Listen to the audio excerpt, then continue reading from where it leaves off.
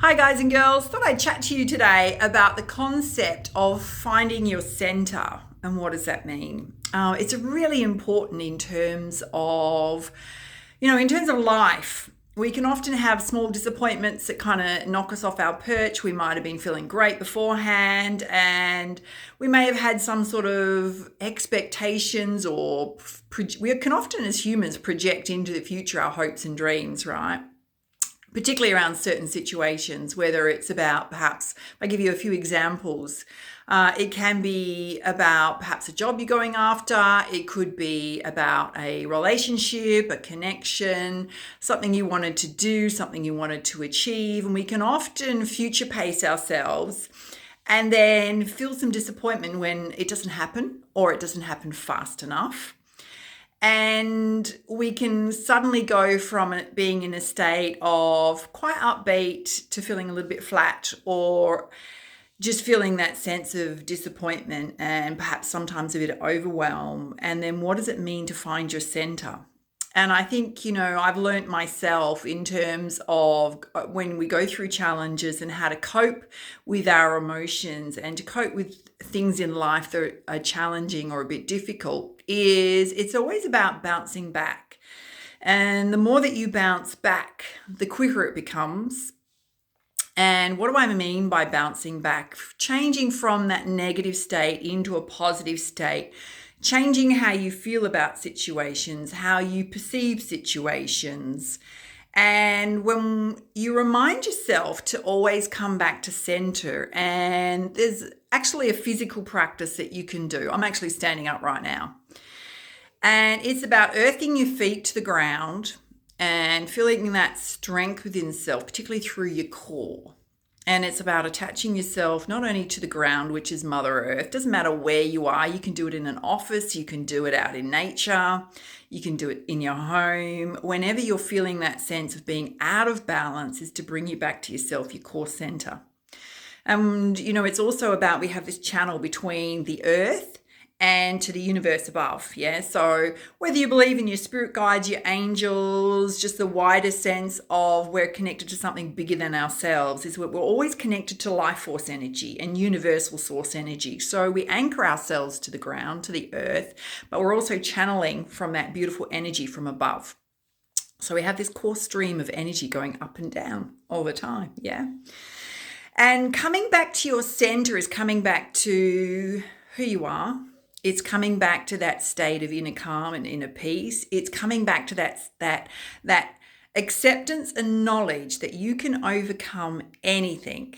And that the quicker you turn yourself around from that negative state into a positive state, the more you come back to center. But it's really a grounding kind of energy and a grounding kind of practice. So what are some of the other things you can do if you suddenly feel like you've been knocked off your perch a bit?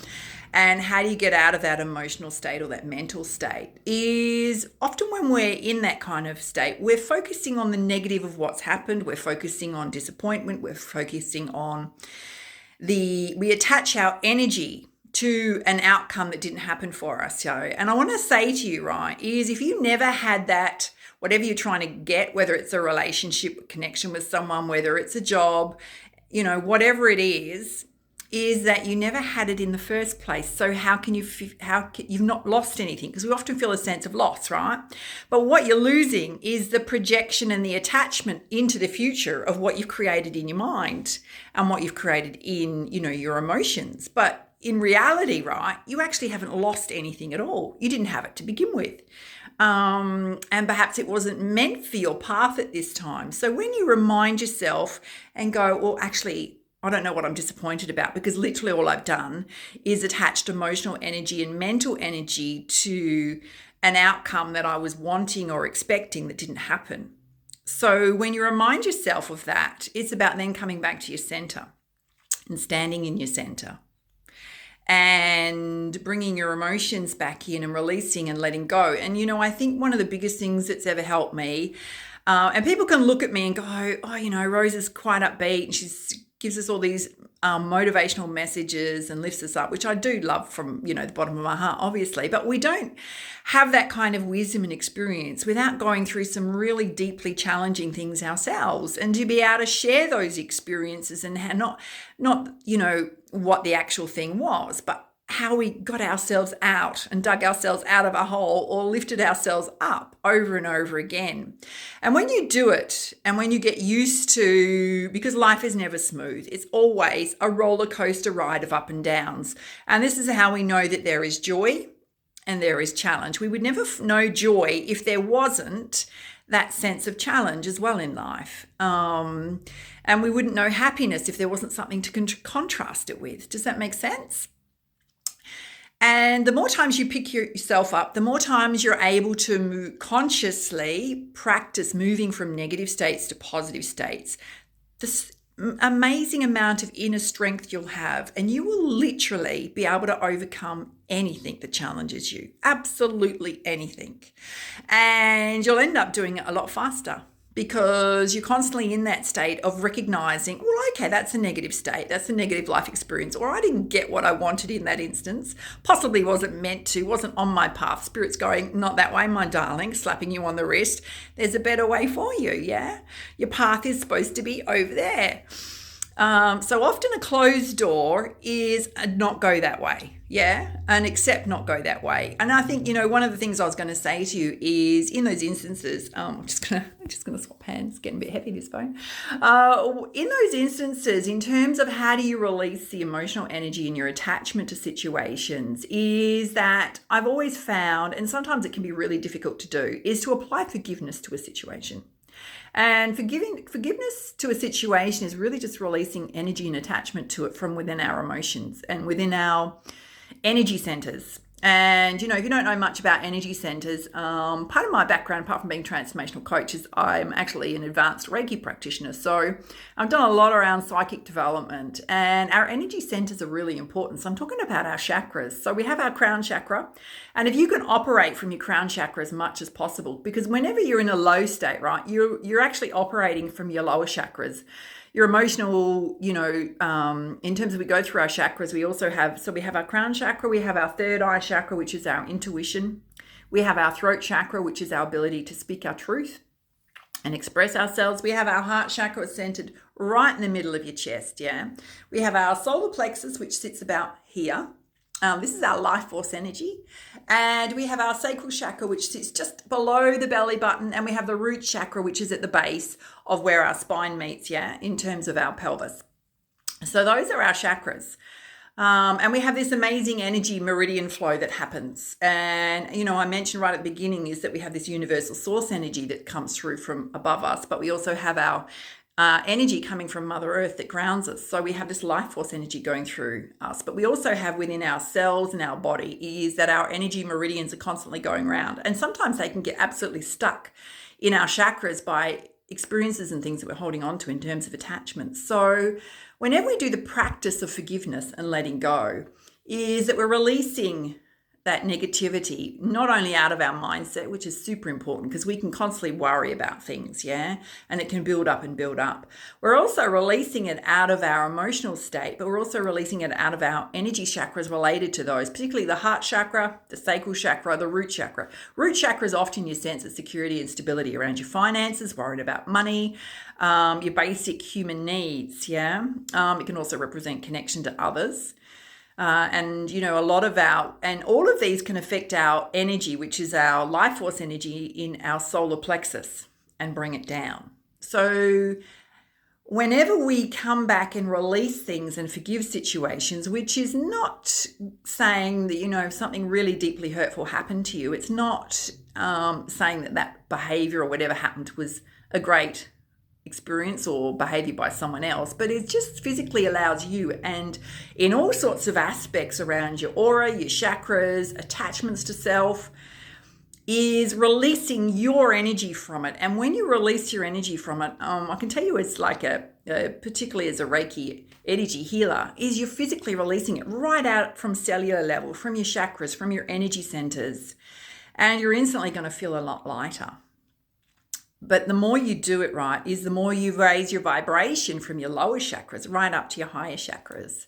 And so I guess if I want to come back to giving you a core message is that whenever you're feeling low, disappointment, things didn't work out how you wanted them to work out, I think you should stop and pause in that moment and go, what did I do in this instance to project what I wanted, whether it was my emotions or my feelings or my desires, onto a certain personal situation, and I've actually projected them out to the future without them actually being real. So, and then you can look at that and go, I'm actually attaching energy from myself to something physically or intangible that's not real. And so literally, you're not losing anything. You haven't lost anything. You didn't have it to begin with, yeah? And I want you to bring you back to that center of perhaps you weren't possibly meant to have it, yeah? I'm not reflecting on goals and dreams, because goals and dreams are a little bit different in terms of if you're consciously working towards something you want to achieve, because that's a step-by-step process. And I will say to you, never give up on your goals and dreams, but don't attach yourself too much to outcomes. We can always make progress, and part of our life journey and the delight in our life journey is actually living life in the present moment. So just remember, whenever you're in that state where something didn't work out for you, you feel that disappointment, you need to shift your mood, is to bring yourself back and stand in your center. The other thing you want to do is take your focus off all the things you're negatively saying yourself or feeling about a situation, because one of the best things you can do is distract yourself with something else that you do, that you want to do, that you love. And I'll give you an instance. So yesterday, this is often I will share something that happens in my life with you, because it's kind of like a discussion point, yeah? So I had something disappointing happen to me kind of like mid-morning yesterday, and I felt it intensely. I was like, how am I going to shift this? And then I went through this whole process that I'm explaining to you, how I'd attached my energy to something and projected stuff out into the future that was, it wasn't real, yeah? So... but to shift that and to stop focusing on that, I did something that I loved, and I spent the entire afternoon creating art, and I just went from one state into a totally other blissful state. And it's important to recognize that when we shift our focus, don't do things that will negatively impact your body. So we can often have a coping mechanism, which can be not a great one in terms of engaging in like alcohol or, those things, overeating, those unhealthy behaviors to distract. And I'm not saying to do that. Go and find something that you love doing, whether it's getting out in nature, catching up with friends, having that quiet time with self, do a meditation, do some creative stuff, do stuff that really lights you up, and it will instantly move your mindset, the overthinking and the negativity that's going on, and your attachment to a situation, and you'll absolutely in that moment be able to let it go, yeah, and switch into a much more positive, happier state. I hope this helped, my loves. Love to hear your feedback, your comments down below, and enjoy the rest of your day. All right, bye.